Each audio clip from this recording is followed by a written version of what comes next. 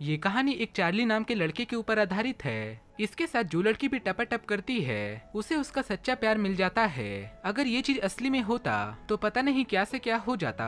आगे इस कहानी में टपाटप के अलावा और क्या क्या आता है वो आज के इस वीडियो में हम आपको बताने वाले हैं। आज हम जिस मूवी को एक्सप्लेन करने वाले हैं उसका नाम है गुड लक चक और इसे 2007 में रिलीज किया गया था। मूवी की स्टार्टिंग सीन में हम साल 1985 ईस्वी का सीन देखते हैं जहाँ पर कुछ बच्चे 7 मिनट हेवन नाम का एक गेम खेल रहे थे।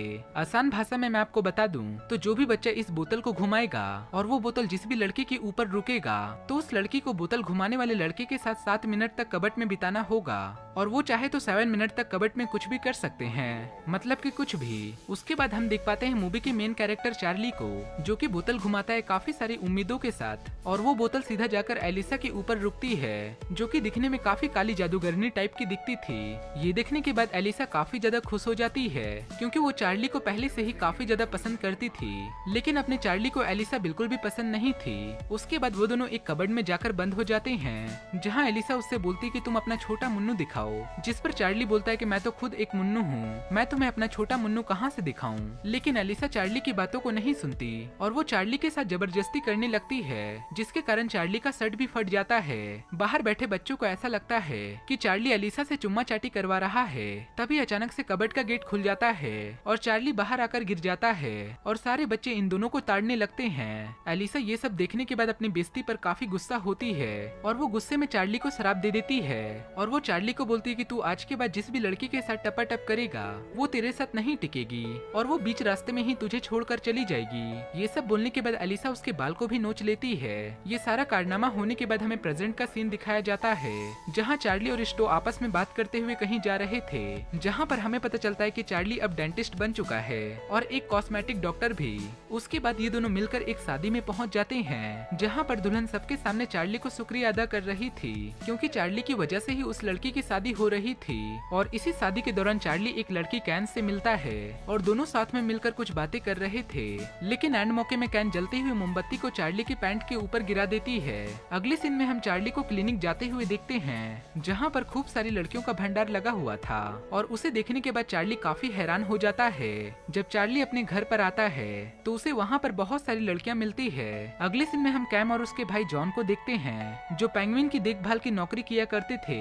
तभी कैम कुछ पेंगुइन को खाना देते समय फिसल जाती है और फिसलते हुए बर्फ के ऊपर गिरने की वजह से उसका एक दांत भी टूट जाता है। दूसरी ओर चार्ली एक लड़की के साथ कार में बैठता है जहाँ पर वो बिना कुछ सोचे समझे दाएं बाएं वो चार्ली के साथ टपाटप करने की कोशिश करती है, लेकिन वो काफी ओवर एक्साइटेड हो जाती है इसलिए चार्ली उसे रुकने को कहता है। जिसके बाद वो लड़की बताती है कि तुम एक लकी चार्ली हो और बोलती कि जो भी लड़की तुम्हारे साथ धक्का मुंद करेगी उसे एक सच्चा प्यार करने वाला आशिक मिल जाएगा। और यहाँ पर हमें फिल्म की असली बातें पता चलती है कि वो लड़की अपनी शादी में आखिर चार्ली को थैंक्स क्यों बोल रही थी और उसके क्लिनिक के बाहर इतनी सारी लड़कियों की कतारें क्यों लगी थी। उसके बाद चार्ली को कैम का कॉल आता है और वो चार्ली को बोलती कि मेरा एक दांत टूट गया है। उसके बाद चार्ली कैम को अपने क्लिनिक में बुलाता है और उसका ट्रीटमेंट फ्री में कर देता है क्योंकि चार्ली को कैम बहुत ही ज्यादा पसंद थी। उसके बाद चार्ली अपने ट्रीटमेंट के बाद घर आता है तो उसके अपने ही घर में उसके क्लिनिक की एक रिसेप्शनिस्ट मिलती है और वो चार्ली को बोलती कि मेरा काला चेहरा और मेरे मोटे शरीर को देखकर मेरे से कोई भी शादी नहीं करता, इसलिए तुम मुझे एक बार घोड़ी बना दो,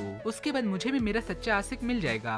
तब चार्ली मदद करने वाले भाव को अपने दिमाग में रखते हुए उसके साथ टपाटप कर लेता है। अगले दिन स्टो चार्ली से बोलता है कि भाई तू जिसे भी घोड़ी बनाता है उसे अपना सच्चा वाला प्यार मिल जाता है और वो चार्ली को बोलता है कि तू इसका खतरनाक बिजनेस कर सकता है, लेकिन चार्ली स्टो को मना कर देता है। उसके बाद कुछ समय के बाद स्टो से समझाता है और वो बोलता है कि तू जॉनी अंकल को देख, उसने कितनी औरतों को कभी डॉक्टर बन के तो कभी प्लम्बर बन के हेल्प करी है और इसी की वजह से आज सभी लोग जॉनी अंकल की पूजा करते हैं। और इतने सब भाषण सुनने के बाद चार्ली के अंदर का इंसान जाग जाता है और वो समाज सेवा करने के लिए निकल जाता है। उसके बाद चार्ली से जितना हो सके वो सुबह शाम उठते बैठते खाते पीते कभी बेड पे कभी फोन पे कभी बालकनी में तो कभी बाथरूम में, यहाँ तक कि कार में भी सबकी मदद करता है। लेकिन चार्ली बस कैम से ही प्यार करता था, इस वजह से वो कैम के साथ पलंग नहीं तोड़ता। उसके बाद स्टो चार्ली से बोलता है कि मैं तो बस प्रैंक कर रहा था, असल में मैंने उस हथनी के साथ कभी भी डेट किया ही नहीं। और ये सब सुनने के बाद चार्ली के होश उड़ जाते हैं और वो स्टो को खूब खरी खोटी सुनाता है। उसके बाद चार्ली को ये डर सताने लगता है कि कैम मेरे हाथों से कहीं निकल ना जाए, इसलिए चार्ली कैम के सोते समय उसके बेड को सजा देता है। और जब कैम अपने जॉब पर जाने वाली होती है तो चार्ली भी वहाँ पर फूलों का भंडार लगा देता है और चार्ली उसके सामने ही पेंगुइन डांस करने लगता है। और कैम खुश होने के बजाय उसे देखकर उल्टा डर जाती है। और जब कैम अपने फ्रेंड के साथ घूम रही होती है तब चार्ली को लगता है कि वो उसका बॉयफ्रेंड है, जिसके बाद वो उसे कूटने के लिए चला जाता है। और यहाँ पर कैम उसकी हरकतों को देखकर उससे ब्रेकअप कर लेती है। और अब चार्ली अंदर से बिल्कुल टूट चुका था और जहाँ वो बारिश में बैठा था वहाँ पर उसे एक बोतल मिलता है, जिसे देखने के बाद चार्ली को एलिसा का श्राप याद आता है और वो सोचता है कि मैं क्यों ना एलिसा के पास जाकर ही उससे माफी मांग लूं। उसके बाद चार्ली स्टो के पास जाता है और उसे लेकर एलिसा के घर पर जाता है, जहाँ पर वो एलिसा से माफी मांगता है। जहाँ पर एलिसा बोलती कि ये सब कुछ मैंने मजाक में बचपन में बोल दिया था और वो बचपन का एक बस मजाक था। और एलिसा उसे एडवाइस देती कि तुम उसे उसके ही हाल में छोड़ दो, अगर वो तुमसे सच्चा वाला प्यार करती होगी तो वो तुम्हारे पास अपने आप ही लौट आएगी। उसके कुछ दिनों के बाद चार्ली को पता चलता है कि कैम हमेशा के लिए अंटार्कटिका जा रही है और इसे सुनने के बाद वो भागता हुआ कैम के पास जाता है और वो प्लेन के अंदर सबके सामने ही कैम को बोलता है कि मैं तुमसे सच्चा वाला प्यार करता हूँ। उसके बाद कैम भी बोल देती है कि मैं भी तुमसे उतना ही प्यार करती हूँ जितना कि तुम मुझे करते हो। जिसके बाद ये दोनों आपस में किस करते हैं और इन दोनों का सारा मैटर सॉल्व हो जाता है।